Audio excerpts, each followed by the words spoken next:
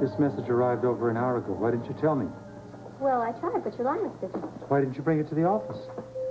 Because I was working here, and it's from a salesperson, so I didn't think that you would... Excuse me. Are you telling me who I should and should not speak to? No, I'm not at all. Hi, Frisco. Hi. Hi. You think you could call my brother and tell him I'm here? Sure thing. More than happy to. Hi, Tony. Your brother's here. Okay, I'll tell him. He's with the patient. He said go up in 5 minutes. Thanks a lot. How's it going, Alan? Don't even ask. Frisco, I'm really sorry you guys haven't found Felicia. Amy. Really, I know you're... Amy, would you please mind your own business? Sure. Any more word on Felicia? Got a weird message last week. It's the only thing I've heard. We're in the same boat. Monica just ducked out on me, left town just like that. She left town? She left town. The most critical time of my life. She's gone searching for some girl she hardly even knows. Women say we're strange. I think I saw a ghost, or else I saw Lucy. Obviously, she's too guilty to face you. Well, you know, I've read the reports from the police department and fire department. There's nothing to incriminate her. If this job was arson, it's professional. There's no way of linking her to this. You still suspect her, don't you? I suspect her in everything. I just hate to think of her capable of burning my house down. You called Bobbi and told her about this? I'd like to, I can't. What do you mean you can't? They don't have a phone at Luke and Laura's ranch? They have a phone. She doesn't want to talk to me. She hasn't called since BJ's birthday. Really? What's the problem? It's not a problem. It's a misunderstanding. That's why she left. She wants to think for a while. What is it with women? Always needing time to think. That's all Felicia says. I need time to think. Any word about her? Yeah. I find out second-handed.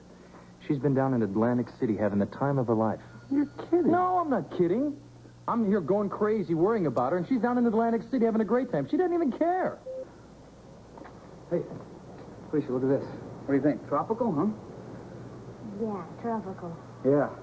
Kind of stiff right now, but, you know, a couple washings, it'll be fun.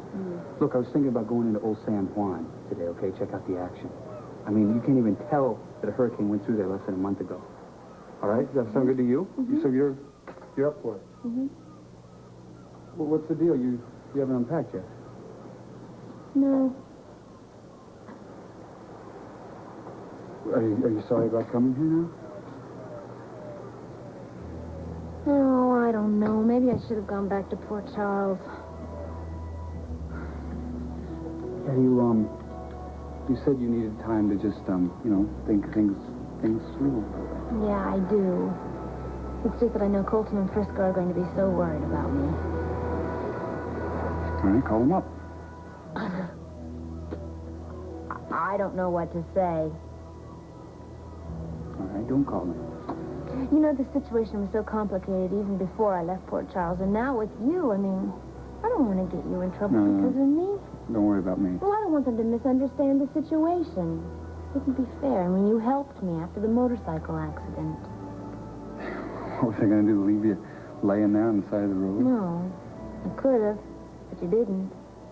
And I'm grateful for it. You even helped me after I lost my memory, and I thought I was Phoebe Dawson. Yeah, you were a pretty funny Phoebe, funnier than the original, I'll tell you that. I remember. Yeah. Maybe if I talked to Anna, if anybody would understand, she would understand. Okay, why don't you just call her up? Give her a call again. Because I'm a coward. That's why I'm a coward. You're a coward. You're a coward. No. Anybody that can shield like you can, that's no coward. We did some really crazy things, didn't we? Yeah. Like when we jumped the freight train. And do you remember when we ate all of those ribs that those bikers bought for us? It was a good time. It was a good time. There it is. You know what I'm going to do? I'm going to forget all about Port Charles. I'm going to have a good time here with some fun in the summer. Great. Let's go. I don't have a swimming suit. That's okay. There's a shop in the lobby. All right? I'll buy you the tightest, the sexiest, the wettest-looking bikini I can find, all right? Yeah. You get ready. Knock on my door when you're ready, okay? Yes, sir. Yeah, what? I'm glad you're here.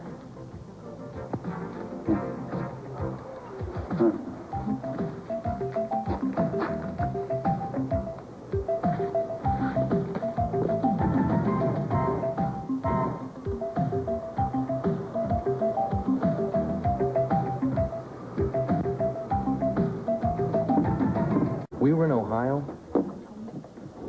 when things were normal, it actually felt like we might get back together again. I don't know. Something. Maybe you will. Then why hasn't she called? She hasn't even called. She said she needed time to think. Think about what? Either you love somebody or you don't. You just said she acted as though she cared about you. Exactly. That's what I'm thinking everything is, an act coming from her. Why would she pretend to care for you? Hell, I don't know. I mean, why do women do half the nutty things they do? You're asking the wrong person there. Okay. Hey, listen. Guess what? Bobby's in Chicago. What? I thought she was with Luke and Laura down at the ranch. Well, she decided to come home, but she's changing plans in Chicago. She and Lucas said she'll be here tonight. Tonight? Mm-hmm. So, here's the flight information. She wanted me to pick her up, but I figured you might want to do this. Actually, why don't you pick her up? I've got something to do. You sure? Mm-hmm. I'll explain later. Okay. What was that all about?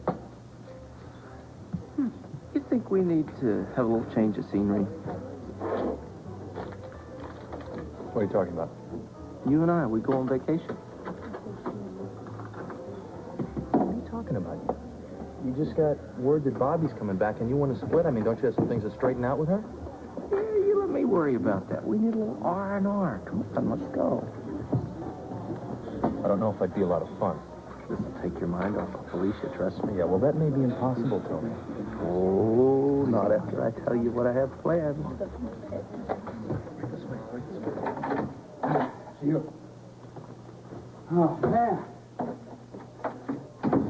You know, I would have beat you, too. That big shark coming out of the pool. Well, that rubber shark, but it Don't was give me still those stories. I beat you fair and square. Yeah, right. You're a good swimmer. I am a good swimmer. I used to swim every day in a river by the hacienda where I grew up. The hacienda? Yeah, the hacienda. How did you get to be such a good swimmer? Oh, Colton.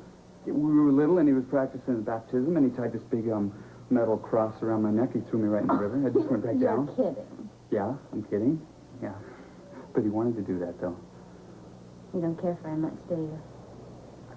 I don't really know him good enough to care or not Because care. you're half brother to family. Yeah. But I'm hungry. I'm really starving. Are you hungry because we're swimming? Decker, how come whenever I ask you questions, you always change the subject all the time? No. No. Do I? But it's going to be a nice day out tomorrow. I thought maybe... See, you just did it again. All You right. know what? You and Colton, in some ways, are a lot alike. Me and Colton. Somewhere, yeah. Mm-hmm. Yeah, I find that hard to believe. You both can be very, very stubborn whenever you want to be.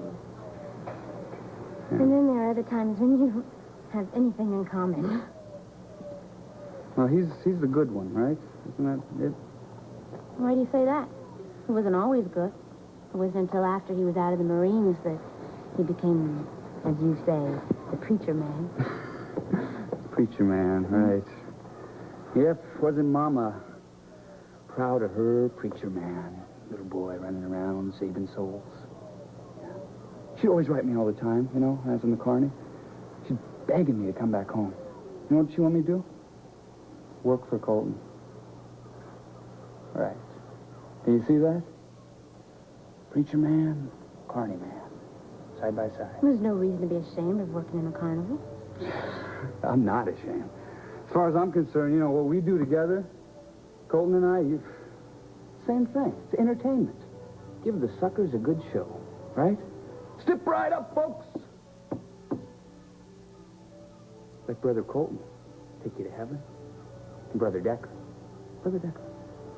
Oh, Brother Decker, he'll just take you. Don't be so hard on yourself. Not as hard as I used to be on myself. And that's one thing the Carney taught me. Stop beating up on myself. Because Colton was smarter, was taller, was better than I was. How did it teach you? In the Carney, you know, everybody has a talent. Everybody has a gimmick. You know, me, I'm a talker. I'm a con man. That's what I do. Right? And that's fine. But it's not center ring. See, Colton, he's the man. He's center ring. Me, I'm sideshow. No, you're not. There's no reason for you to do this to yourself. I'm not doing this to myself. I don't care. I mean, sideshow is fine. I don't want to be center ring. I mean, if you're center ring, you know, you always have somebody waiting in the sidelines for you to fall and break your neck. This way, being second best, nobody cares. I'm not second best. I care.